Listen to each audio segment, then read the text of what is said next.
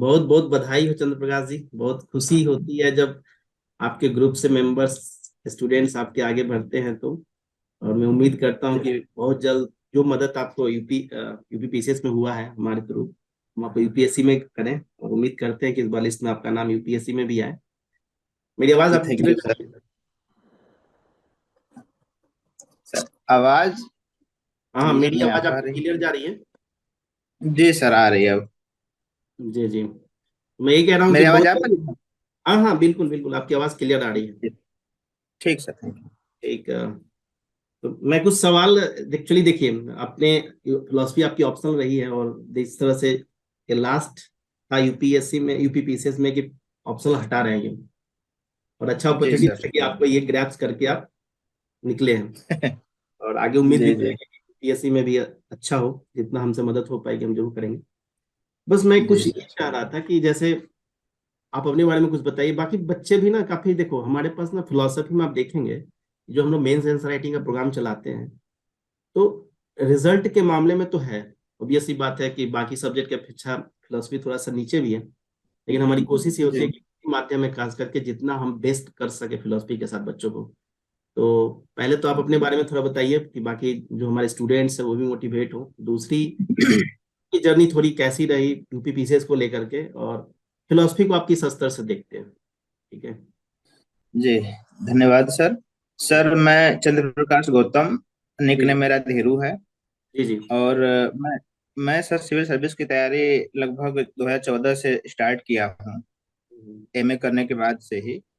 अच्छा अच्छा। तो इस क्रम में मैं फिलोसफी मेरा ऑप्शनल रहा, चूंकि पहले दो विषय ऑप्शनल हुआ करता था ओके। यूपीपीसीएस में जी जी। 2017 तक। तो फिलोसफी एक छोर पे हमेशा शुरू से ही रहा है। बिल्कुल। और 2018 से फिर एक विषय ऑप्शनल हो गया 2022 तक के लिए। हम्म। तो उस दौरान सिर्फ मेरा फिलोसफी रहा, बाकी मैं कोई विषय कभी लिया नहीं मेंस के लिए। ओके। और सर बात फिलोसफी की करें तो अभी कुछ टीचरों से बात मेरी हो रही थी। हम्म। यूनिवर्सिटी के प्रोफेसर, सीनियर प्रोफेसर भी हैं, वो लोग तो बता रहे थे कि मतलब 2010 के बाद से मार्किंग या जो टीचर आते थे कॉपी चेक करने के लिए, हम्म। तो फिलोसफी की मार्किंग बहुत खराब होती थी, अच्छी मार्किंग हो नहीं रही थी। जी जी। इस वजह से आप देखेंगे कि फिलोसफी में टॉप रैंकर या फिर ज्यादा विद्यार्थी नहीं सफल हो पाते थे। हम्म। और इस बार थोड़ा सा, चूंकि पिछले बार कुछ धरना प्रदर्शन वगैरह लड़कों ने किया था, हम लोग भी इवन गए थे। तो हम लोगों ने कहा था कि भाई साइंस और ये जो ह्यूमैनिटीज के सब्जेक्ट है, इतना अंतर क्यों आ रहा है मार्किंग में। हम्म। तो इस बार फिलोसफी वगैरह या फिर और भी जो ह्यूमैनिटीज के विषय हैं उनकी कॉपी थोड़ा सा ठीक चेक हुई है। और ओके। इस क्रम में फिलोसफी से काफी बच्चे मेरे पहचान के, काफी लड़के लड़कियां जो थे हम्म। इंटरव्यू दिए थे, उसमें काफी लोग सफल भी हुए हैं। तो अच्छा नंबर इस बार मिला था। अब उसी क्रम में मुझे लगता है कि अच्छा नंबर मिला। बिल्कुल। और अंतिम रूप से मैं 36वीं देखिए रैंक के मैं, साथ पीएम बना। नंबर, जी नंबर तो है सर, लेकिन वही बात होती है ना कि आपके, जब आप अच्छे नहीं लिखेंगे तो मार्क्स कहाँ से मिलेंगे? ये भी तो सवाल है ना। जी हाँ। ऐसा तो नहीं कि वो एक नंबर बड़ा। ऐसे किसी को देंगे, तो इसमें नो डाउट आपके हार्ड वर्क है, और इतना परसिस्टेंट, आप कंसिस्टेंट लगे हुए हैं। ये बहुत अच्छा एक बच्चों के लिए, कि लोग कहते हैं ना कि फर्स्ट अटेम्प्ट सेकेंड अटेम्प्ट नहीं हुआ तो हम क्या करें, तो आपसे ये मोटिवेशन मिलता है कि व्यक्ति लगा रहे, आपका ड्रीम जो है उस ड्रीम को पाने के लिए आप कितने तत्पर हैं, कितने जुनून के साथ लगते हैं, वो ड्रीम आपको आखिर मिलती है। तो अभी जी सर। धीरू ऐसा है कि यूपीपीसीएस का आपको पता है कि अभी 14 मई को पेपर होने वाला है। तो जी सर। एस्पिरेंट को क्या कहोगे आप? क्योंकि देखो हमारे पास ना एक्चुअली होता क्या है कि हमारे पास दो तरह के कंडीशन होते हैं। एक तो जैसे जैसे जी प्रीलिम्स के एग्जाम्स आते हैं, बच्चे के इस तरह से मैच आते हैं, सर मैं इस बार छोड़ दूं क्या, मुझे लग रहा है कि बड़ा डर लग रहा है, सिलेबस कंप्लीट हुआ है। तो वही हाल हमारे साथ होता है कि जब बच्चे का प्रीलिम्स हो जाता है, अब यूपीएससी में हम, हमारे पास बच्चे को क्या होता है कि मैसेज आने लगते हैं कि सर अब मेरे फिलोसफी जो है मैंने क्लास में पढ़ी थी, कहीं पढ़ा था, उसको अब मुझे रिवाइज करना है, अब क्लासेस पॉसिबल नहीं कि हम क्लासेस लें। तो उसमें तो चलो हम लोग हाँ। बताते हैं कि कैसे करना है, लेकिन आप थोड़ा सा बताइएगा तो ज्यादा है, क्योंकि आप एज एस्पिरेंट है ना, आप तो जी जी प्रैक्टिकल बिल्कुल। बातें ज्यादा करेंगे, हम लोग तो क्लासेस कैसे लेते हैं उसकी बात है। तो मैं अपनी बात ना करके मैं आपसे जानना चाहता हूँ कि अभी जो 2023 का जो प्रीलिम्स हो रहा है, तो क्या सजेस्ट करोगे? क्योंकि जी देखो किताबें सबके लिए कॉमन ही है ना, तो आपने क्या जी कुछ? जी बिल्कुल। जी जी। सर प्रीलिम्स अब चूंकि बहुत ही नजदीक है, तो हम्म। बहुत विस्तृत बात मेरे ख्याल से नहीं की जा सकती इस पे। बिल्कुल बिल्कुल। बहुत संक्षिप्त बात और मतलब कम मटेरियल वाली बात ही करना उचित रहेगा। और एक बात सर आपने मेंशन किया, मैं उसको पहले बता दूं कि लोग कई बार सोचते हैं लास्ट में कि तैयारी मेरी हो नहीं पाई है, एग्जाम छोड़ दूं। तो मैं खुद ही एक एस्पिरेंट ही हूँ यूपीएससी, चूंकि मैं दे रहा हूँ। बिल्कुल बिल्कुल। तो मैं कहूंगा कि तैयारी कभी पूरी नहीं होती है। आपको 5 साल सिर्फ बैठा के पढ़ने के लिए छोड़ दिया जाए और छठे साल एग्जाम देना रहे, तब भी आप कहेंगे तैयारी हो नहीं पाई मेरी। हम्म, तो तैयारी कभी पूरी नहीं होती, और पूरा एग्जाम ये असल में आत्मविश्वास, कॉन्फिडेंस का खेल है ये। जी जी। आत्मविश्वास का सेंस यहाँ पे ये भी है कि जैसे आप कितना पढ़ते हैं, कितना गेन करते हैं, और किस तरीके से सोच पाते हैं उसको। दूसरी बात यह है कि परीक्षा में जो कॉमन गलतियां हम लोग करते हैं जाके, कई बार पूछता है कि निम्नलिखित में से कौन सा नहीं है, तो हम लोग नहीं पे ध्यान नहीं देते, और हम्म, है समझ लेते हैं उसको और फट से लगा के अपना विकल्प निकल जाते हैं। ऐसे ऐसी बहुत सारी कॉमन, कई बार ओएमआर सीट रंगने में रंगना डी रंगा गया कोई और, या रंगना ऊपर वाला रंग वो कलर कर दिया हमने नीचे वाला। तो ऐसी छोटी छोटी गलतियां 4-5 क्वेश्चन में हो जाती है और हम बाहर हो जाते हैं। तो सबसे पहले बड़ा कॉन्शियस होके ये सब बातों का ध्यान रखना है कि हमें क्वेश्चन को बड़ा सीरियसली पढ़ना है, उसमें क्या क्या वर्ड आ रहे हैं उसको आप बल्कि हाईलाइट कर लीजिए, पेन से गोला बना लीजिए वहां पे। ओएमआर सीट रंगने में बहुत केयरफुली होके रंगे।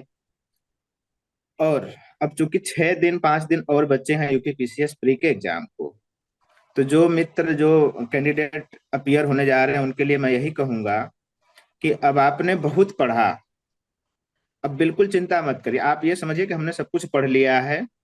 अब आप 4-5 दिन बहुत रिलैक्स रहिए, और आप कोशिश ये करिए कि जो जो सेक्शन लगता है कि नहीं थोड़ा सा वीक है, या थोड़ा सा अगर रिवाइज हो जाए तो बेहतर कर सकते हैं, आप उसको फोकस करिए। और ऐसी स्थिति में बहुत याद करने वाली चीज बिल्कुल ना पढ़ें, क्योंकि याद अब हो नहीं पाएगा। तो मुझे लगता है कि हमें जो समय बचा हुआ है, प्रीवियस ईयर का क्वेश्चन पेपर लेकर एक हम्म, बार देख लेना चाहिए, क्योंकि कुछ क्वेश्चन यहाँ पे रिपीट होते हैं।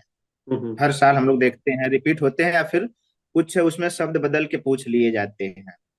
वैसी स्थिति में पॉलिटी हो गया, साइंस हो गया, एनवायरनमेंट हो गया, खनिज वगैरह हो गए, यूपी स्पेशल, ये सब लास्ट टाइम में थोड़ा सा जरूर देखना चाहिए, मेरा मानना है। पॉलिटी में से अनुच्छेद हो गया, भाग हो गया, कौन सेक्शन कहाँ से लिया गया है पॉलिटी हमारे संविधान में, ये सब चीजें हो गई। एनवायरनमेंट में कौन कौन से अभ्यारण्य कहाँ कहाँ से है, नेशनल पार्क कहाँ है, हम्म, उनका लोकेशन क्या है, मोटी मोटी चीजें हमें देख लेना चाहिए। नया कौन सा बना है बाघ अभयारण्य वगैरह, बायोस्फीयर रिजर्व कितने हैं, कहाँ कहाँ लोकेटेड हैं, ये मोटी मोटी बातें जरूर देख लेना चाहिए। जी जी बिल्कुल। और करेंट अफेयर, अब से हमें लगता है कि डेली, अगर 5 दिन बचा हुआ है, चूंकि एक दिन यात्रा भी करना रहेगा, तो 5 दिन बचा है, तो आप डेली आधा दिन तो करंट अफेयर पढ़िए, रिवाइज करिए, पढ़ेंगे तो क्या रिवाइज ही करेंगे अब तो। और आधा दिन मैं जो बता रहा हूँ, जैसे कि पॉलिटी वगैरह हो गया, एनवायरमेंट, ये साइंस हो गया, ये सब बड़ा जमा पूंजी टाइप का होता है। साइंस आपने पढ़ लिया है तो वो स्टेबल रहेगा दिमाग में। हिस्ट्री तो रोज पढ़ते हैं, रोज भूल जाती है। तो जी अब जितना आपने पढ़ लिया है उसको छोड़ दीजिए, हिस्ट्री को। वर्ल्ड की ज्योग्राफी बल्कि छोड़ दीजिए, उसमें बहुत खास खास बातें कुछ देखना हो तो देख लीजिए, नहीं तो पॉलिटी, साइंस, एनवायरमेंट, इनको अच्छे से करिए, करते रहिए लास्ट तक, और जरूर लाभ मिलेगा। जी जी। और एक चीज मैं सर ये भी मेंशन करना चाहूंगा कैंडिडेट्स के लिए, कि मैं अपना बताऊं तो मैं जब से नेगेटिव मार्किंग हुआ है, हम्म, क्वेश्चन अटेम्प्ट करने के लिए बड़ा केयरफुली तरीके से मैं काम करता था, कि मतलब जैसे आप माइंड मेकअप करके ना जाए कि हमें इतना क्वेश्चन करना है। वहां का पेपर कैसा है, पेपर कैसा मिलता है, उसका नेचर कैसा रहता है, उसके अकॉर्डिंग आप अटेम्प्ट करिए। मैं लगभग 130 प्लस ही अटेम्प्ट करता था, लेकिन 40 के ऊपर या 40 तक नहीं जाता था कभी, 133, 34, 35 ऐसे। और मेरे लगभग लगभग 100 प्लस क्वेश्चन बन जाते थे, या बिल्कुल। 100 के नियर अबाउट बन जाते थे। तो ये भी एक बड़ी बात है। आप अगर मान लीजिए 95-100 क्वेश्चन ही अटेम्प्ट करते हैं, गलत तो होना ही है, कुछ ना कुछ गलत हो ही जाता है, नेगेटिव मार्किंग है तो आप बाहर होने के चांसेस ज्यादा हो जाएंगे आपके लिए। इसलिए इतना पर्याप्त क्वेश्चन अटेम्प्ट करिए कि गलत भी हो, क्योंकि कुछ क्वेश्चन जैसे दो दो विकल्प आते हैं, दो नहीं आते रहते हैं, तो उसमें हमें अटेम्प्ट करना पड़ता है। कई बार तुक्का तो नहीं, गेस वर्क कहेंगे हम इसको, हम्म, गेस वर्क भी करना पड़ता है। कई बार गेस वर्क सही भी हो जाता है, गलत भी हो जाता है। हम्म, तो इसलिए इतना स्कोप कैंडिडेट्स को रखना चाहिए कि मतलब 125 के नीचे तो नहीं करना चाहिए मेरे ख्याल से, 20 तक लगभग। 20 के नीचे तो किसी भी हाल में मत करिए, कि कुछ गलत भी हो और कुछ गेस वर्क में सही भी हो जाए, तो हमारे 100 या 95 के नियर अबाउट हम स्टे करें वहां पे। और और इसी के साथ एक बात और बोलिए। मैं कह देना चाहता हाँ हूँ हाँ, बोलिए बोलिए। कि सी सेट सी क्योंकि सेट बहुत भी लोग थोड़ा ना सा। सीसेट में लटक जा रहे हैं। जीएस में तो मार्क्स जी ले भी जी आ रहे हैं और बहुत हल्के जी सोचते हैं कि जी यूपीपीएससी का सीसेट है, लेकिन जिस तरह से उसमें फंसे हैं, हाँ क्योंकि हमारे पास काफी बच्चों का होता है वो। जी जी, बताइए, जी इसमें जी। बहुत इंपॉर्टेंट है। तो थोड़ा सा बड़ा उलझाऊ है, हो जा रहा है आजकल सी सेट। तो इसमें कैंडिडेट्स लोग ये कर सकते हैं कि आपके पास प्रीवियस ईयर का 5-6 साल का क्वेश्चन पेपर हो, तो उसको जरूर, मैं थोड़ा फोर्सफुली कह रहा हूं बल्कि, हम्म कि आप जरूर से जरूर उसको रिवाइज कर लीजिए। जो खासकर कम्युनिकेशन के क्वेश्चन वहां पे हैं, डिसीजन मेकिंग टाइप के क्वेश्चन कुछ रहते हैं, उसके कुछ विकल्प आपको मालूम हो जाएगा, तरीके मालूम हो जाएंगे उनके, और हो जाएगा, काम भर को क्वेश्चन बना लेंगे आप। तो पेपर जरूर रिवाइज करके जाएं, भले नई चीज ना पढ़ें इस समय सीसैट के लिए। जी जी, तो बिल्कुल। ये बातें हैं सर मेरी। धीरेन्द्र, चंद्र प्रकाश जी, अब थोड़ा सा ना देखो, तो तीन चीजें बड़ा, आपने इतना आपके पास एक्सपीरियंस भी है और यू आर सिलेक्टेड ऑल्सो। तो फिलोसफी को लेकर के, जैसे देखो हमारे पास जो बच्चे जनरली आते हैं, कुछ तो बच्चे कहीं कहीं से पढ़े हुए भी हमारे पास आ जाते हैं। तो आप थोड़ा सा ये जी बता दीजिए कि जैसे बच्चों में ये कंफ्यूजन होती है ना कि फिलोसफी को लेकर के वो कैसे सेल्फ प्रिपरेशन करें, क्योंकि पढ़ा हुआ तो सबने है, कहीं ना कहीं किसी संस्थान में जी पढ़ा, जी या हमारे पास भी बच्चे पढ़ते हैं। और हम लोग जो जी जी स्टडीज अपनाते हैं, जैसे आपने देखा था कि आपके जो बैच के थे लगभग थे, उसमें 20-22 बच्चे थे, जी जी मेंस एंसर राइटिंग वाले जो बैच थी उसमें ग्रुप्स में थे। तो आप थोड़ा सा बताओ कि जी बच्चों को ना सेल्फ कैसे करें, मतलब कंफ्यूजन है, क्योंकि जनरली मैं दो तीन चीजें बड़ा इंपॉर्टेंट देखता हूँ कि सर फला कोचिंग का पढ़ ले या ये पढ़ ले, लेकिन जहां तक क्वेश्चन का नेचर है, वो क्वेश्चन जी। रटने वाला तो है ही। फिलोसफी कुछ लोग कहते हैं कि नहीं, मैं रटना भी नहीं है, पढ़ना भी है। तो उस पे आपका क्या मतलब नजरिया, जी या आपकी क्या सोच है? सर, जी जी बिल्कुल सर। सर मैं क्वेश्चन समझ गया। सर ऑप्शनल यानी फिलोसफी की बात करें विशेषकर, क्योंकि हमारा भी रहा और आपका भी सर पढ़ाने का वही विषय है, तो उसकी अगर हम्म बात करें हम, तो फिलोसफी हम बहुत मेंस दिए, पहले भी दे ही रहे थे, 2021 का भी दिए थे। और उसी क्रम हमारे एक मित्र थे सुभाष यादव जी हैं, समीक्षा अधिकारी सचिवालय में हैं। ओके। तो उनसे मैंने कहा कि मित्र, उनका भी फिलोसफी है, हम 6-7 लोग ग्रुप बनाएं और ग्रुप में आंसर राइटिंग करें। कोचिंग वगैरह में तो खैर, अब मैं प्रयागराज में हूँ, इस यहाँ पे कोई चलाता नहीं था फिलोसफी के लिए। तो उन्होंने आपके चैनल से मुझे जोड़वा दिया, पता नहीं कैसे अच्छा किस अच्छा। माध्यम जुड़वाया है। तो हम्म हम जुड़ गए। तो इसका जो सबसे बड़ा फायदा सर हुआ मुझे, वो ये हुआ कि आंसर तो मैं लिखता ही था, लेकिन वहां पे और भी लड़के लड़की आंसर लिखते थे। बिल्कुल बिल्कुल, जी जी। मेरी कॉपी को आप रिव्यू करते थे, नंबर देते थे, हम्म, वो तो ठीक है, लेकिन मैं जितने लोग लिखते थे उन सबकी कॉपियों को पढ़ता था, बड़ा सीरियसली पढ़ता था बिल्कुल। कि वो लोग फिलोसफी को किस तरीके से सोचते हैं, कैसे समझते हैं, क्या कंटेंट डालते हैं, चाहे किसी भी कोचिंग का मटेरियल, उससे मतलब नहीं हम्म हमें। हम्म हम्म और वो करने के दौरान हमने एक काम और किया कि जितना फिलोसफी मैंने पढ़ा था जिन संस्थाओं का, चूंकि सर मैं कोचिंग नहीं किया हूँ, मतलब एक जगह कोचिंग कर रहा था, पर मैं 2-3 महीने कोचिंग कर पाया। और हाँ, मेरी आवाज जा रही है आपको? हाँ चंद्र प्रकाश जी, मेरी आवाज जा रही है आपको? अरे सर वो डाटा का चक्कर हो गया, मुझे लग हाँ रहा हाँ। है। अच्छा अच्छा अच्छा अच्छा। जी जी, बोलिए। वही फिलोसफी क्या बता रहे थे आप? जी तो आपका जो ग्रुप में बाकी जो आंसर्स आंसर थे। राइटिंग बात हो रही थी सर। जी जी। तो जी जी जी। तो सर जब मैं अपना आंसर लिखता था, आप रिव्यू करते थे, उसके बिल्कुल बाद मैं बिल्कुल। और जितने लोग ऐड हुए थे उस पे, जुड़े हुए थे उससे, हम्म, चैनल से आपके, तो उनका भी आंसर पढ़ता था मैं। जी जी। फिर कई बार मैं उनके आंसर से कुछ चीजें निकाल कर अपने नोट्स में उसको नोट डाउन करता था, अपडेट करता था अपना नोट्स, कि उन्होंने ये पॉइंट अच्छा लिखा है, ये पॉइंट अच्छा, या किसी का कंक्लूजन अच्छा रहता था, किसी की भूमिका अच्छी रहती थी, तो मैं उसको भी वहां से ले लेता था। और हम्म। उसके बाद पूरा नोट्स, जैसा कि मैं बता रहा था, कि पूरा नोट्स मैंने अपना निकाल कर उसको लूज पेपर पे 60-70 पेज में अच्छा। मैंने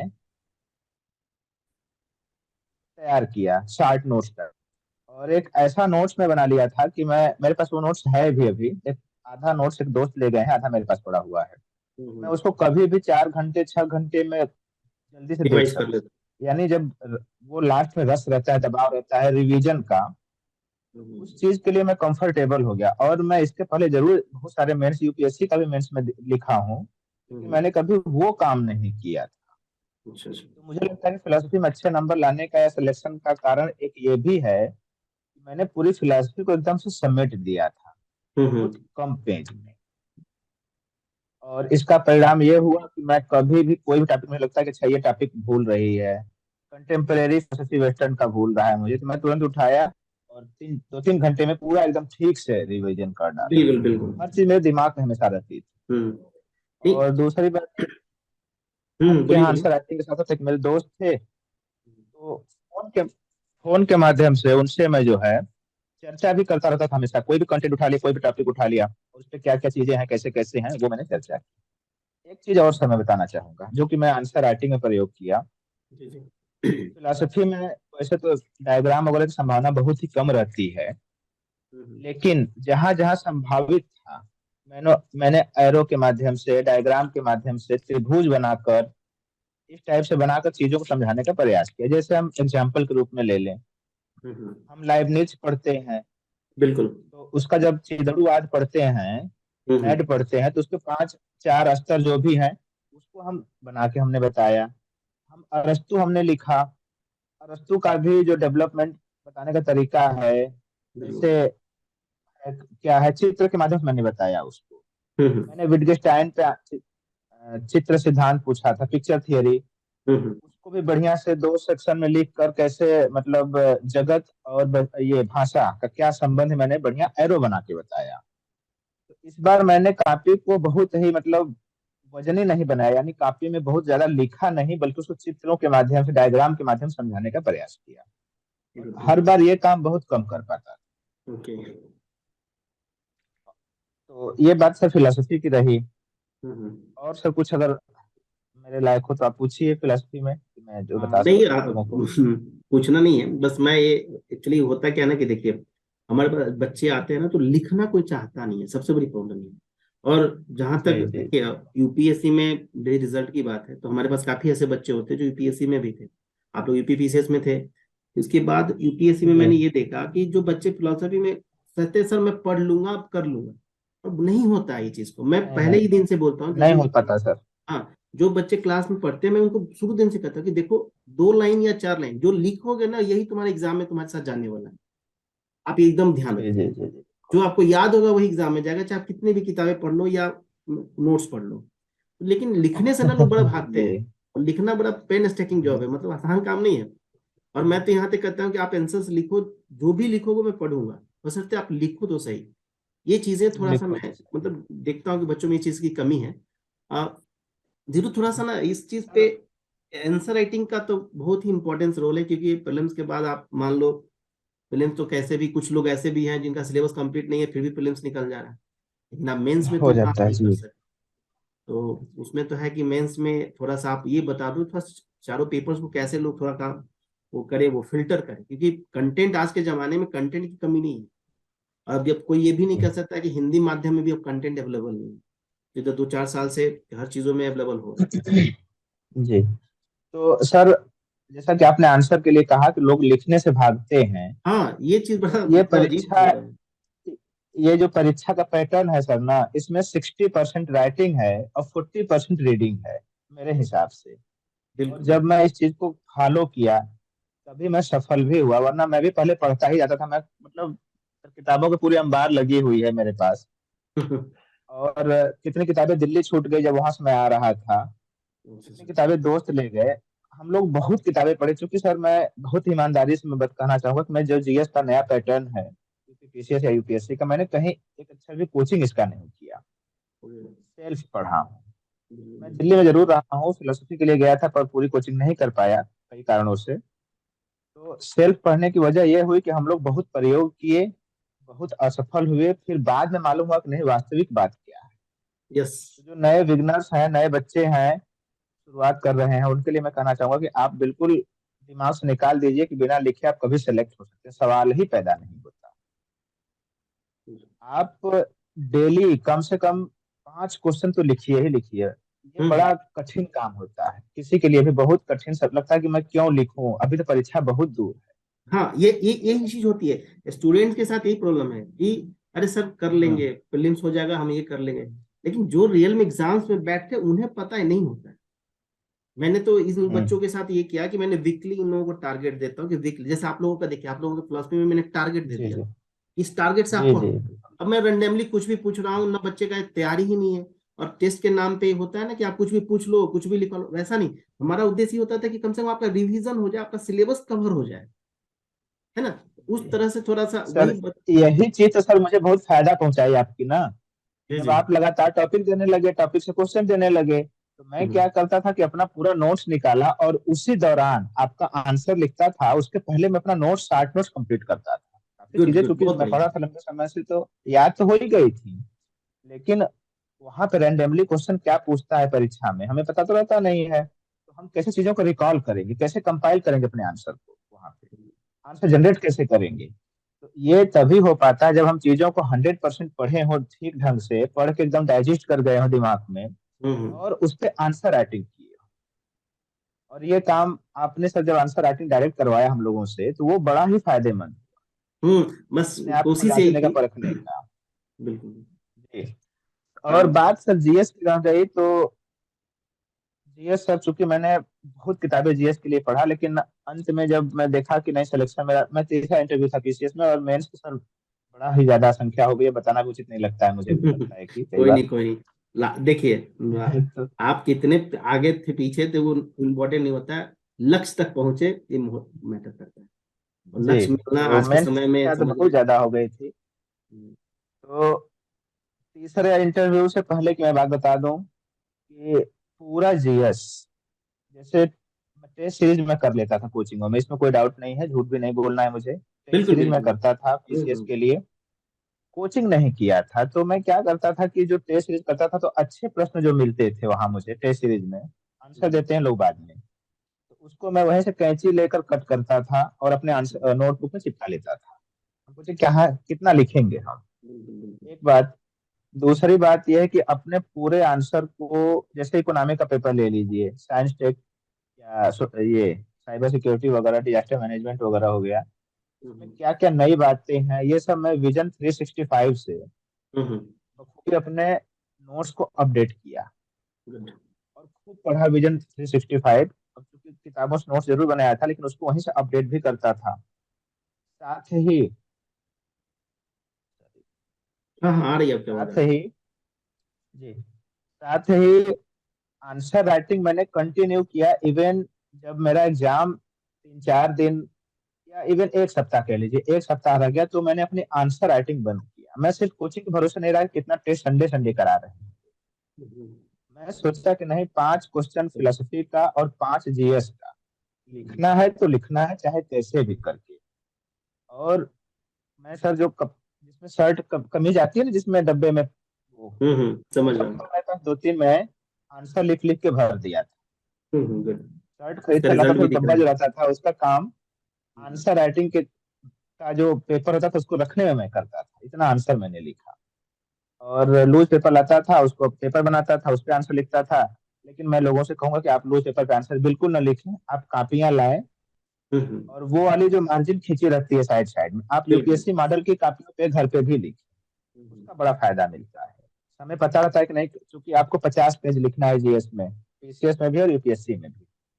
और अमूमन लोगों का कहना रहता है डायग्राम बनाइए चाहे चित्र जैसे भी करिए आप, पेज भरे भरे दिखे तो ज्यादा बेहतर रहता है। मैंने भी वही किया इस बार, पेज भी लगभग भरे भरे, 2 पेज का आंसर है तो पौने 2 पेज, सॉरी, लगभग हाँ पौने 2 पेज तक आंसर लिखा, कभी कोई 2 पेज पूरा भी भर जाता था। तो काफी भी भरी भरी लगती थी, और चित्रात्मक ढंग से लिखता था, थोड़ा सा अच्छी भी लगती थी, उसका भी फायदा मिलता है। तो ये सब आप तब कर पाएंगे जब आपने उसका खूब प्रयोग घर पे कर रखा। यस यस, बिल्कुल। क्योंकि एग्जाम में अभी कहाँ, तो हम एग्जाम में हिस्ट्री, आप सोचोगे फिर लिखोगे, फिर टाइम भी तो है, वहाँ प्रेशर भी है। जी ये चीजें तो प्रैक्टिस की जी, चीज है। अभी अभी लगता है कि नहीं, मैं पॉलिटी पढ़ रहा हूँ, संविधान पढ़ रहा हूँ, ठीक है, याद ही तो है, मैं कर ले जाऊंगा वहां पे। लेकिन आप नहीं कर पाएंगे वहां। आप टॉपिक वाइज नोट्स बनाइए उसका, आप बल्कि अलग से पेज लेकर, पॉलिटी में विशेष रूप से क्या अनुच्छेद महत्वपूर्ण महत्वपूर्ण जिनका मेंशन कर सकते हैं हम एग्जाम में, जजमेंट क्या क्या है, संशोधन कौन कौन से हैं, और भी कुछ खास बातें होती हैं जिनको आप मेंशन करते हैं, तो आपके उत्तर को प्रामाणिकता प्राप्त होती है। इन सब का मैं बहुत विशेष ध्यान रखा। हालांकि हम्म, टॉपरों का मैं कॉपी भी देखता रहता था ऑलमोस्ट, उनके वीडियोज भी देखता रहता था, वो लोग भी बताते थे और मुझे लगता भी था कि कहीं ना कहीं, चूंकि मैं इसका प्रयोग टेस्ट में भी करता था, टेस्ट सीरीज में भी जब मैं ऐसे बातें लिखता था तो वो लोग काफी चेक करके बताते थे कि नहीं ये इसमें अच्छा नंबर देते थे वो लोग, और मतलब साइड में लिखते भी थे कि नहीं ये चीज आपने अच्छा लिखा है, ये अच्छा लिखा है। तो टेस्ट सीरीज वगैरह आप दीजिए, आपके यहाँ चाहे कहीं भी दे रहे हैं लोग, दीजिए, हाँ हाँ, लेकिन कोई सिर्फ उसके जरूरी नहीं है। भरोसे जो नहीं। भी बच्चे यूट्यूब देख रहे पे जाएंगे, वीडियो देखेंगे, उनको ये कोई जी। रिकमेंडेशन नहीं है कि भाई आप हमसे जुड़ो। मतलब एक होता है हाँ, ना, किसी से सफलता कहीं में भी। किस कहीं से आपको ज्ञान मिले तो आप उसको लीजिए और उसको फॉलो कीजिए, जी क्योंकि जी आपसे ज्यादा अपने आप को कोई नहीं जान सकता। भले हम दुनिया के लिए कुछ जी भी जी। कह दें, लेकिन हम क्या है और हमारी तैयारी क्या है, आप बेस्ट जान सकते। जी जी बोलिए। लेकिन इसके साथ सर मैं कहूंगा कि वो डेली घर पे भी लिखे। हमारे हम्म एक सीनियर थे दिल्ली में, मैंने उनको देखा था, वो टीचर भी थे, कि वो चाहे दिन भर कहीं भी रहे कुछ भी करें, लेकिन सोने से पहले 5 क्वेश्चन जरूर लिखते थे। और वो भी 13वीं रैंक के साथ एसडीएम बने थे 2016 या 17 में, मैं याद नहीं कर पा रहा हूँ, 16 में या 17 में बने थे। मैं भी उस टाइम पे इंटरव्यू दे रखा था। तो अब मैं भी जब लास्ट में यही काम किया तो मैं भी सफल हुआ। और हर लोग तभी सफल होते हैं जब इसी वे में चलते हैं, इसको फॉलो करते हैं। हम्म। आंसर राइटिंग सबसे एसेंशियल चीज बन गई है सर। बिल्कुल बिल्कुल। क्योंकि हम जब आप आंसर राइटिंग करते हैं तो कई सारी बातें ऐसी जनरेट हो जाती हैं, वहां पे लिख देते हैं जो आप न्यूज़पेपर में पढ़े रहते हैं या अपना दिमाग से उसको खुद ही बना लेते हैं। आप उसको पढ़े नहीं रहते हैं किताब में, लेकिन आप बढ़िया पॉइंट निकाल लाते हैं आंसर राइटिंग में, पता नहीं कहाँ से। ये मैंने खुद ही देखा है। हम्म। कई सारे आंसर जो मैं क्वेश्चन जो मैं पढ़ा नहीं रहता था अच्छे से, मुझे याद भी नहीं रहते थे, लेकिन वहां पे आंसर जब टेस्ट सीरीज में लिखता था उसमें मैं औरों की तुलना में अच्छा नंबर पा जाता। बिल्कुल। तो ये सिर्फ इसलिए होता था कि मैं जो कल्पना शक्ति होती है, जो सोचने की क्षमता, समझ शक्ति होती है, वो स्ट्रांग हो जाती है आंसर राइटिंग से। हम्म। और चीजें तो तो रिकॉल होती ही होती हैं, बिल्कुल बिल्कुल। बार बार रिकॉल करने से चीजें याद भी हो जाती हैं। तो आंसर राइटिंग आप लोग जरूर करें। वही होता है ना, हम बच्चों को और बोलते भी हैं कि आप शुरू में नहीं होता है, जैसे मान लो जो नए बच्चे हैं, ठीक है कोई दिक्कत नहीं है, आंसर गलत लिखाएगा, लेकिन कम से कम गलत तो लिखा है कॉपी पे। आप जी लिखो हाँ, तो कुछ सही, तो गलत लिखिए। भी तो लिखो। होता है क्या ना कि हम ये सोचते हैं ना कि स्टूडेंट्स जनरली ये सोचते हैं कि सर मैं ना गलत, मेरे शुरुआत ही नहीं हो रहा, पहले तो शुरुआत नहीं हो रहा, दूसरा हम लिखेंगे तो गलत लिखा। अरे तुम गलत तो लिखो, हम पढ़ने के लिए तैयार हैं। हम कोई पोस्टर तो छपवाएंगे नहीं कि हाँ आपने ये आंसर लिखा है ना। मैं इंडिविजुअल, मैंने जो हम लोग लाइव सेशन करते हैं उसमें इतना तक कर देते हैं कि नहीं होता है तो तुम पर्सनली लाइव सेशन ले लो, उसमें हम तुम्हारे सामने तुम्हारा कॉपी चेक कर देंगे। बस ऐसे तुम्हें पता तो चले कि तुम कमी कहाँ है। लेकिन आदमी कमी सुनने के लिए भी तैयार नहीं होता। जब तक आपको कमी पता ना होगा आप कैसे काम करोगे। या तो आप सबको देखे भेड़ चाल में आप चलो, सबको देख रहे हो ये पढ़ रहा आप भी पढ़ो, ऐसा नहीं होता है। तो आपसे अच्छा नहीं, एग्जाम्पल कौन हेजिटेशन तो देगा। छोड़ना पड़ेगा। बिल्कुल हेजिटेशन तो बिल्कुल। छोड़ना पड़ेगा, बहुत हेजिटेशन रहती है बच्चों में कि पहला आंसर कैसे लिखें। लेकिन मैं हम्म। बता रहा हूँ कि आप पहला आंसर लिखिए और उसको फेंकिए मत। चाहे बिल्कुल कितना भी रखिए हाँ। गंदा आप लिख सकते हैं लिखिए, हम्म। आप उसको रखिए। और आप 20 दिन, 25 दिन, 1 महीना, 2 महीना, 4 महीना बाद बिल्कुल। उस आंसर को फिर से पढ़िए। आप उस आंसर को धन्यवाद देंगे कि मैंने लिखा तो सही। हाँ उसके वही बाद चीज धीरे धीरे होता है। ग्रेजुअली आपका आंसर इंप्रूव होगा। आप उसको बिल्कुल फेंकिए बिल्कुल मत, रखिए, हेरिटेज के रूप में रखिए उसको। बिल्कुल बिल्कुल बिल्कुल। और इस शुरू बात से करना सबसे बड़ी बात होती है। तो शुरुआत शुरू ही करना, बड़ा अब आप चैलेंजिंग है। एक बार जो बच्चा जी अगर कंटिन्यूटी मेंटेन कर लेता है ना, तो हाँ, फिर उसकी आदत बन जाती है, कोई दिक्कत नहीं होती। जैसे देखिए, जी अब जी एस्से राइटिंग हम लोग कराते हैं, हम कराते हैं, तो एस्से में भी क्या होता है। अब बच्चे क्या करते थे कि एस्से तो लिख लेते हैं, लेकिन अब जब मैं कॉपी चेक करके उनको देता हूँ तो कहते हैं कि सर ये तो मैंने सोचा ही नहीं। अरे आप एस्से लिख रहे हो, जीएस का पेपर थोड़ी ना लिख रहे हो। अब एस्से में हम्म। जीएस घुस जा रहा है पूरा, और आपको तो लगेगा आपने निबंध लिख दिया। तो ये सब समस्या ये है, तो अब ये फ्लो लिखने है से। बेचारों का। हम्म। जी, ऐसे फ्लो है बेचारों का। और ऐसे मुझे लगता है कि राइटिंग करने के साथ साथ लोगों को, मतलब अपनी किताब तो हम लोग पढ़ते ही हैं, साथ में मैं हमेशा कुछ एडिशनल चीजें जरूर पढ़ता था। जैसे खाली टाइम चल रहा है, कोई एग्जाम नहीं है, तो 5 घंटे अपनी चीजें पढ़ लिया, घंटा 2 घंटा कोई और अच्छी किताबें पढ़ ली। जैसे विवेकानंद हम्म। जी की किताबें मैं डाउनलोड करता था, पढ़ता था। गांधी जी की किताबें मैंने पढ़ा, भीमराव अम्बेडकर जी की किताबें, नेहरू जी की, मतलब तमाम विचारक हैं, वहां हाँ से तो बड़ी उसमें अच्छी चीजें विचारों की मिलती हैं। विविधता जो दिखनी चाहिए वो दिख जाती है। जी, ये सर मेरी डायरी छोटी सी है, मैंने इसमें बहुत सारे विचार महान महान लोगों के लिख रखा है। अच्छा और मैं अच्छा। ऐसे कभी तैयारी नहीं किया शुरू से ही, हम्म। कभी तैयारी नहीं किया, लेकिन मेरा ऐसे में हमेशा 100+ नंबर रहा, 150 नंबर में पीसीएस में। और यूपीएससी में ऐसे दिया था, उसमें बहुत अच्छा तो नहीं था, लेकिन पहली बार, एक ही बार मेंस दिया हूँ अब तक, ठीक हम्म। नंबर आ गया था मेरे दोस्तों की तुलना में। ठीक है। नहीं, मेन आपको फायदा तो इससे हो गया ना, आपने जो जीएस में प्रैक्टिस की ना, वो मदद जी आपको ऐसे में करता है, क्योंकि देखिए आप सोसाइटी पढ़ ही रहे हो, ठीक है, गवर्नेंस पार्ट आप देख ही रहे हो, थिंकर वाले पार्ट्स को आप एथिक्स वाले सेक्शन में कर ही रहे हो, तो सब मिला करके ही तो है, और है क्या उसमें। अब यही बेचारा विचारों का फ्लो है फिलोसफी इसमें। वालों का थोड़ा आइडियोलॉजी तो होता ही है, तो फिलोसफिकल जो फिलोसफी दर्शन वाले जो हैं उनको थोड़ा तो बेनिफिट्स तो मिल ही जाता है जी आर्थिक जी। रूप से सोचने एक पे। चीज सर मैं और याद आया तो मैं बिल्कुल सोचा बिल्कुल, बता दूं सर, बताइए बताइए। इंटरप्ट करके, कि जैसे बच्चा शुरू जब आंसर लिखना शुरू करता है, मेरे साथ जैसा होता था, लगता है था कि यार पॉलिटी मैंने पढ़ा है, अच्छे से याद नहीं आ रहा, कैसे लिख। हम्म। लेकिन जब आप इंटीग्रेट करके चारों पेपर पढ़ रहे होते हैं, फिर आंसर लिखते हैं, क्योंकि शुरू में नहीं होगा, ये बाद में हो पाएगा, 1 2 महीने 4 महीने 6 महीना बाद ही होगा। तो जब आप आंसर लिखते हैं तो आपको पता भी नहीं चलेगा, और लगभग सभी पेपरों की बातें, कुछ कुछ महत्वपूर्ण बातें आपके आंसर में आ रही होंगी, क्योंकि सब कुछ इंटीग्रेटेड है ना। बिल्कुल। वो तो सुविधा के लिए पेपर वाइज डिवाइड कर दिया है हम्म उन्होंने। हम्म। लेकिन आप पॉलिटी लिखते हुए कुछ एक बातें इकोनॉमिक की आ जाएंगे, आपको पता भी नहीं चलेगा। कुछ एक बातें साइंस टेक लिख रहे होंगे, उसमें पॉलिटी की बातें आ जाएंगी, कोई विधान है, कोई वैसी चीजें आ जाएंगी।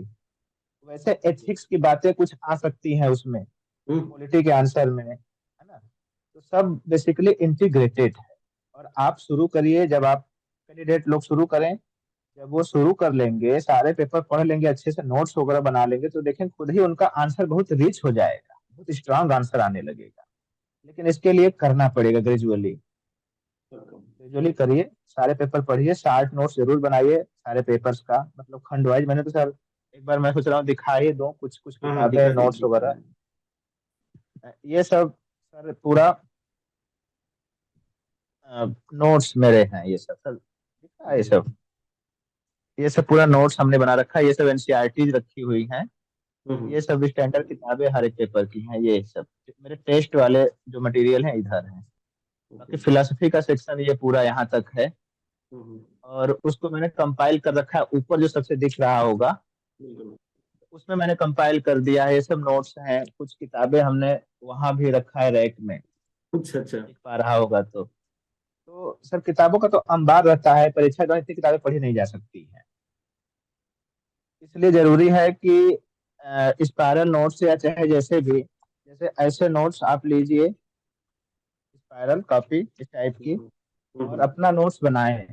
एक एक मतलब कोशिश करें कि एक थोड़ा मोटी कॉपी इससे भी, और एक कॉपी में एक पेपर लगभग आ जाए तो बेहतर रहेगा, क्योंकि रिवाइज करना इजी हो जाता है, फिर मेन मेन बातें लिखना रहता है, एग्जाम में भी बहुत कम ही लिखना रहता है। तो नोट्स जरूर बनाएं और बार बार रिवाइज करें उसको, 50 बार पढ़ें एक नोट्स को, बल्कि 50 नोट्स या 50 किताबें पढ़ने से बेहतर है कि एक ही चीज को बिल्कुल 50 बार पढ़ें और उसका अभ्यास करें, लिख लिख। टेस्ट सीरीज ज्वाइन करें, या नहीं भी कर पा रहे तो कोई बात नहीं है सर, आपने भी फ्री ऑफ कॉस्ट कराया था हम हाँ, लोगों को, हम तो कितना मतलब वही तो लाभ मिला मैंने तो उसका, इसी बार एकदम मैंने से फ्री देखिए, ऑफ कॉस्ट। बिल्कुल बिल्कुल, मैंने हमेशा जो भी यूपी पीसीएस के होते हैं, यूपीएससी के होते हैं, बीपीएससी का, मैं कोई चार्ज नहीं करता हूँ। आप आइए, हम आपके साथ मेहनत करते हैं। बस हम चाहते हैं कि जो टैप लगा हुआ है ना कि हिंदी माध्यम में रिजल्ट नहीं है, ये चीज को मुझे जी जी रिमूव करना जी। अब सर एक चीज मैं दिखाना चाहूंगा, जैसे कि ये देखिए क्वांटम कंप्यूटर का है, है। दिख ओके पा ओके। रहा होगा। हम्म। टेस्ट सीरीज में पाया और इसको चिपका लिया यहाँ पे, अच्छा, कॉपी पे ये अपना मुझे चिपका दिया। लिखना नहीं पड़ा, ये मेरा नोट्स कंप्लीट हो गया। इस टाइप से बहुत सारी चीजें हैं। जरूरी नहीं कि हर चीज हम नोट्स बनाए लिखें, कहीं से मिल रहा है उसको आप कट कर लीजिए, अपने पास हमेशा कैंची रखिए, सीजर रखिए, और चिपकाने वाला कोई गम रखिए, करिए चिपका लीजिए। बाकी हम्म। कुछ कुछ चीजें लिख भी लीजिए। तो नोट्स बहुत जरूरी है, सिर्फ किताबों के भरोसे कि हमने फला किताब इकोनॉमी के लिए हमने सत्यम सुंदरम या कोई भी किताब पढ़ लिया है तो हो जाएगा, ऐसा नहीं है। आप नोट्स बनाइए, नोट्स बनाइए उसका, बार बार पढ़िए, लिखिए, आंसर राइटिंग करिए। तो आप प्रॉपर कहाँ है? मतलब यूपी में कहाँ से हैं? सर मैं यूपी में चंदौली डिस्ट्रिक्ट से हूँ, बनारस चंदौली। मंडल, वाराणसी मंडल पड़ता है। अच्छा ये अच्छा। बिहार से सटा हुआ डिस्ट्रिक्ट है, अच्छा, पूर्वी बिहार से बिहार एकदम से, सटाई। पूर्वी यूपी सर ही, हाँ। तो और चंद्र प्रकाश ज्यादातर इसमें, हाँ बोलिए बोलिए। कुछ कह रहे थे। तैयारी का जो ज्यादातर समय है मैं प्रयागराज में ही बिताया हूँ, कुछ मतलब लगभग 1.5 वर्ष मैंने दिल्ली में भी रहा हूँ। अच्छा, मुखर्जी नगर। दिल्ली में 2 बार, जी, गांधी विहार में रहा हूँ, अच्छा, गांधी पास नगर। में ही है, मुखर्जी नगर के सटा ही है एकदम से। हम्म। तो हम कहेंगे हिंदी माध्यम वालों के लिए कि तैयारी आप कहीं से भी कर सकते हैं। अब वो बहाना नहीं रहा कि नहीं मटेरियल नहीं मिल रहा हाँ है या ये बिल्कुल नहीं मिल बिल्कुल। रहा वो नहीं मिल रहा है। हम्म, आप गांव से भी तैयारी कर सकते हैं। एक बार इलाहाबाद, प्रयागराज या कहीं भी शहर में जाइए, नोट्स किताबें वहां से ले लीजिए। इंटरनेट है, टेलीग्राम है, बहुत सारे टीचर्स हैं जो फ्री में चीजें उपलब्ध करा रहे हैं, आप बिल्कुल। वहां से चीजें लीजिए। एक विवेकशील व्यक्ति के लिए मुझे लगता है सर कोचिंग की भी जरूरत आजकल नहीं रह गई। दिक्कत पता है हर एक को भी देखिए। चंद्र प्रकाश जी, प्रॉब्लम ये है ना बच्चों के साथ कि इन्हें ना खुद के मटेरियल पर खुद पे भरोसा नहीं हो पाता है। दिक्कत यहाँ पे हमें, मतलब हम इतने बच्चों को गाइड कर रहे हैं, हम इतने बच्चों को देखते हैं, हमें एक चीज बड़ा कॉमन दिखता है। पहले तो सारे टॉपर्स जो भी बच्चे सिलेक्ट होते हैं, ऐसा नहीं कि कोई दूसरी किताबें पढ़, आवाज का डिस्टर्ब हो रही है। किताबें वही पढ़ते हैं सब लोग। ठीक है, जी जी। आवाज जा रही मेरी? हाँ सर, आ रही है। हाँ, मैं ये कह रहा हूँ कि हम इतने बच्चों को देखते हैं, हमारे पास इतने सारे बच्चे आते हैं, तो मैं सब में एक ही चीज कॉमन देखता हूँ कि इनको ना अपने मटेरियल पे ना फेथ ही नहीं है। या तो आप पहले जी जी जो जी कंटेंट जो बुक है पहले सेलेक्ट कर लो। दूसरी बात, जी चीजें इतनी ज्यादा है ना कि आदमी का डाइवर्सिफिकेशन ज्यादा हो जाता है, कभी ये पढ़ लें कि क्या पढ़ जी लें जी। ये। और हम कोशिश ये करते हैं बच्चों को कि भाई ठीक है, तुम्हारे पास जो भी कुछ है वो है, उसको प्रायोरिटी बेसिस पे कंटिन्यूअसली उसको नहीं फॉलो करोगे ना तो तुम्हारा रखा ही रह जाएगा। ऐसे जी में बहुत सारे बिल्कुल। मेरे हेलो फ्रेंड्स भी थे, एक ही किताब को कभी कभी मार्केट से 2 बार खरीद लेते थे, क्योंकि पहली बार खरीदते हैं वो तो खोल के देखे नहीं है। अब फिर मार्केट में गए और दिख गया दूसरी किताब, और जब ले करके आता था तो बोलते भाई मैंने तो पहले भी इसको ले रखा था। हम बोले अब बताओ तुम, मतलब एक ही किताब तुम 2 बार खरीद ले रहे हो, अब पहले की किताब तुम ओपन भी नहीं कर रहे हो। तो ऐसे भी स्थिति है। तो इस चीज को तो थोड़ा सा अब स्टूडेंट ही समझ सकते हैं, क्योंकि भाई समय उनका जा रहा है, टाइम नहीं। उनका जा रहा है, जी। फेलुअर आप होते हो तो क्या किताबें सर, मतलब। सबसे पहले कैंडिडेट को तो मुझे लगता है किताबें बल्कि लिख के चिपका लेना चाहिए कि नहीं फला फला किताबें ही पढ़ना है, फला विषय की। बिल्कुल बिल्कुल, जैसे उसी के अकॉर्डिंग आप प्रैक्टिस सोसाइटी करो। के लिए हमें क्या पढ़ना है, हिस्ट्री के लिए क्या पढ़ना है, किताबें तो बहुत सीमित होनी चाहिए सर। हम लोग चूंकि कोचिंग नहीं किए, थोड़ा सा गाइडेंस भी नहीं मिल पाया शुरू में, तो इस वजह से सर हमने हर विषय के लिए लगभग चार चार छह छह लोगों की अच्छी किताबें पढ़ा। जैसे मैं ज्योग्राफी में काउंट करा दूं या इकोनॉमी में ही, ज्योग्राफी में मैंने सविंदर सिंह माजिद हुसैन सर की भी किताबें पढ़ा। एनसीईआरटी तो शुरू में ही किया मैंने।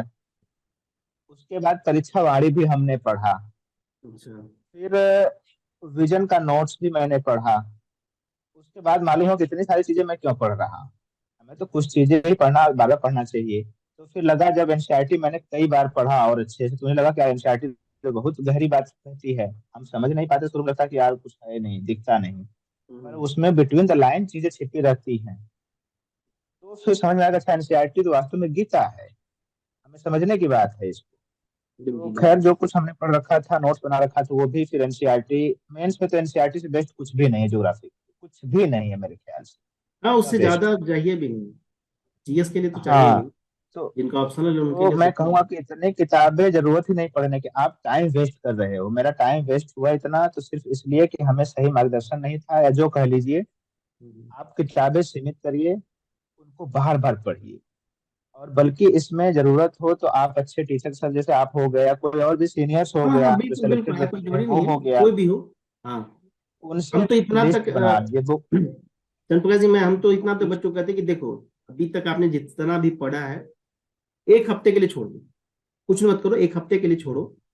1 हफ्ता मैं जो कह रहा हूँ उसके अनुसार, मैं पता है आपको, आप लोगों के ग्रुप में 2-4 बच्चे ऐसे थे कि उनको ना वो आंसर लिख नहीं रहे थे। ठीक है, वो हम्म, हम्म, वो कह रहे थे कि सर आप मुझे वो कि कॉपी कॉपी था या उनका कोई कॉपी आई थी, तो किसी किसी बच्चे की कॉपी पे वो कमेंट कर रहे थे। ठीक है, तो मैंने उनको पर्सनली मैसेज किया कि आप बच्चों की जी कॉपी पे पढ़ के कमेंट को, उससे अच्छा पहले तुम लिखो। लिखने में बहुत पेन स्टेकिंग होता है। मान लो कोई बच्चा मेहनत करके 4 लाइन भी लिख रहा है, उसको थोड़ा सा मोटिवेशन देना पड़ता है, क्योंकि मुझे पता है ना कि आप शुरू में ही मना कर दोगे या शुरू में ही आप इतने गलत फीडबैक दे दोगे ना, तो फिर उसका मोटिवेशन डाउन हो जाएगा। ठीक है। डाउन हो जाएगा जी हाँ, बिल्कुल। तो 2 बच्चे आते हैं तो मैं उनको यही बात बोलता हूँ कि आप एक काम करो, 1 हफ्ता के लिए आप फॉलो अप करो, इससे बेनिफिट्स ना मिले तो कहना कि आपको फायदा हुआ कि नहीं। क्योंकि देखिए, एक तो हुआ जी कि जी। हम जैसे क्वेश्चंस लिख करके दे देते हैं, बच्चे क्या करते हैं अपना नोट्स खोलते हैं, ठीक है, या बुक्स खोलते जी। हैं, उससे वो आंसर तैयार कर देते हैं। हमने इसमें एक ट्विस्ट डाल दिया, मैंने कहा कि पूरे हफ्ते आप जैसे लिखना है लिखो, कॉपी देख करके लिखो, किताब देख के लिखो, जैसे लिखो। लेकिन संडे को जो हम लाइव टेस्ट करेंगे ना, उसमें हम कॉपी नहीं खोलवाएंगे।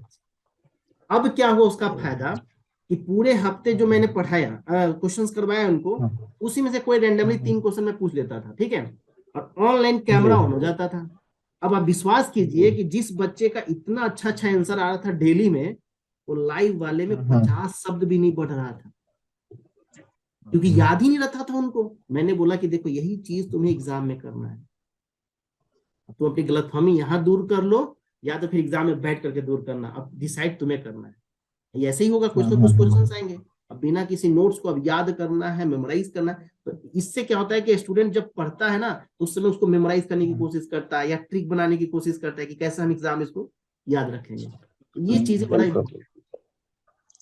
अच्छा लगा चंद्र सर प्रकाश जी आपके आपसे। और कुछ बताना सर है आपके आपको? उस चैनल से एक मेरे पहचान में मतलब ऐसे कई लोग पर्सनली हमसे कांटेक्ट किए थे कि कुछ हम्म। आपने इंटरव्यू दे रखा है तो कुछ हमको बताइए ये वो अपना। तो मेरे जानकारी में एक लड़की दी थी इंटरव्यू मेरे अलावा।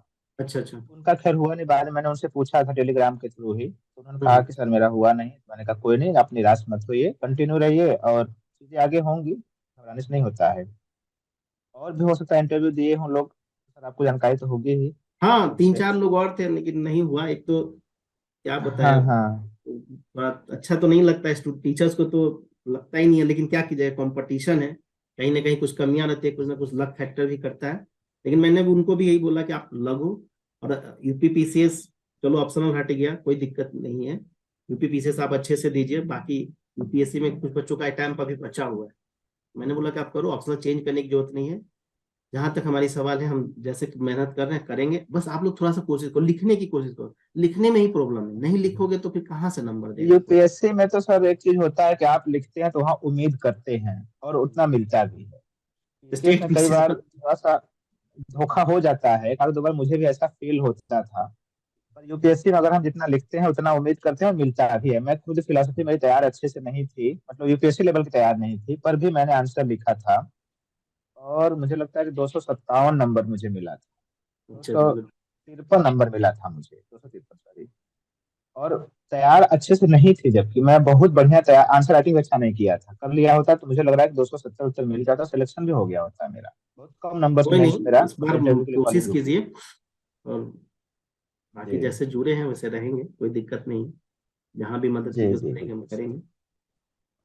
तो इंटरव्यू कब किनके बोर्ड में था, कोई स्पेसिफिक बोर्ड थी? सर मेरा इंटरव्यू था श्री कल्पराज सिंह सर थे, मेंबर हम्म। हैं उनके, बोर्ड में मेरा इंटरव्यू था। और वहाँ पे 5 मेंबर थे। इंटरव्यू लगभग थोड़ा मेरा लंबा खींच गया था, करीब 33-34 मिनट मेरे घड़ी के हिसाब से चला था। अच्छा अच्छा अच्छा। और इंटरव्यू बहुत अच्छा हुआ, बड़ा फ्रेंडली इंटरव्यू हुआ था मेरा। हम्म। काफी हंसी मजाक भी उन लोगों ने बीच में किया, बल्कि तो मैंने भी ज्वाइन किया उसमें, अब सही कह हम्म। सकते हैं वहाँ। तो मतलब कुल मिला के इंटरव्यू बहुत अच्छा हुआ था।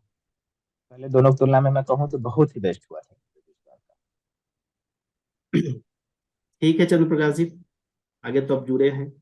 बाकी मेरी जी उम्मीद है कि मैं जल्दी आपको लवासना तक मदद करूं पहुंचने में। ठीक है। बाकी ये भी अचीवमेंट कम नहीं है, बहुत बड़ी अचीवमेंट है। मैं देखता हूँ जब बच्चों को, मेरे आँख के सामने कुछ लोग जब कोरिया बिस्तर समेट के जाते हैं ना, बड़ा दुख होता है अंदर से। जो सपने लेके जी आप आए हो, जिसके लिए आप मुखर्जी नगर जैसे शहर में, राजेंद्र नगर, इलाहाबाद में रह रहे हो, और वापस जाना बहुत पेनिस्टेकिंग होता है, थोड़ा सा नहीं।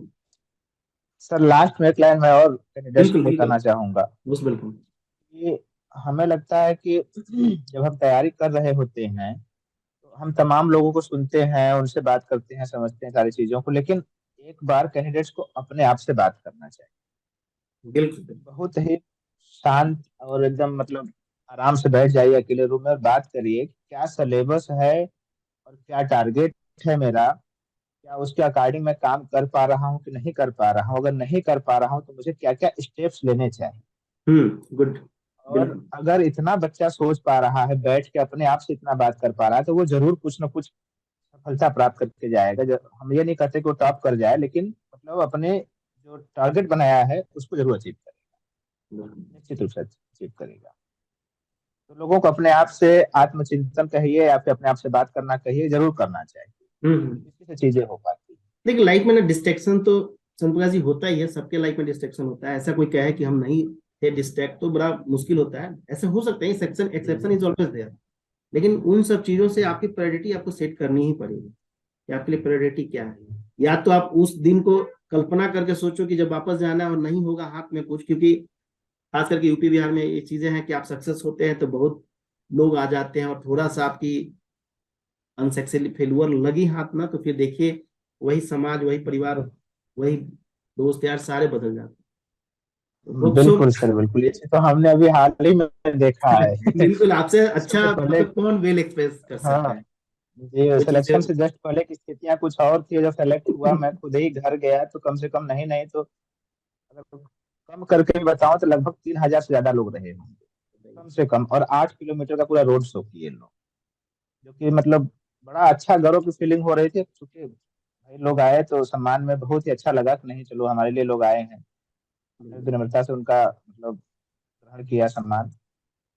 लेकिन अब वही आदमी नहीं सफल हुआ था तो बातें बड़ा बिल्कुल अलग थी, अरे बहुत भाई पूछता साहब। तक नहीं था। तो हम लोग तो गांव से एकदम मिट्टी से आए हुए हैं, और हम लोगों को सोचना चाहिए हमेशा कि नहीं यार हमें क्या करना है। जीवन में सब चीजें हैं, जरूरी है, लेकिन आप टारगेट को बिल्कुल भी मतलब साइड लाइन ना करें, हमेशा सोचते रहें कि नहीं, हमें क्या करना है, माता पिता ने कैसे भेजा, क्या भेजा, क्यों भेजा, कैसे खर्चा दे रहे हैं हमें। ये सब बातें अगर दिमाग में चलती रहेंगी तो निश्चित रूप से टारगेट के प्रति वो लोग अवेयर रहेंगे। और सोचना भी चाहिए सबको ये सब चीजें। तो यही सब है सर, बाकी कोई नहीं, बहुत बड़ी बस देखिए बताइए। बच्चों के लिए बहुत अच्छा है, आपने जितना डिटेल में चीजों को बताया, रियलिटी में बताया, जो आपने फेस किया उस चीज को रखा है। और होप सो, मुझे कोशिश करता हूँ, मैं भी करता हूँ, बच्चों से भी मैं ये उम्मीद करूंगा कि अपनी इस क्षमता को पहचाने और अपने पे विश्वास कीजिए। क्योंकि यदि आपने डिसीजन लिया है सिविल सेवा में आना, तो ये डिसीजन कम बड़ी बात नहीं है। ठीक है। कम बड़ी बात बिल्कुल नहीं सर, क्योंकि कुछ ना कुछ स्पेशल सब में रहता है, बिल्कुल कुछ ना बिल्कुल, हर कुछ किसी स्पेशल में। सब में रहता है। ठीक है चंद्रप्रकाश जी, फॉर योर फ्यूचर्स, मैं कोशिश, आप आपको बेस्ट सर विशेष है नमस्कार। हमारे ब्लू आईएस फैमिली से जुड़ने के लिए भी बहुत बहुत धन्यवाद आपको। बाकी मिलते ही रहेंगे आपसे। ठीक है sir. Thank you sir, thank you thank you sir, very बिल्कुल। मच।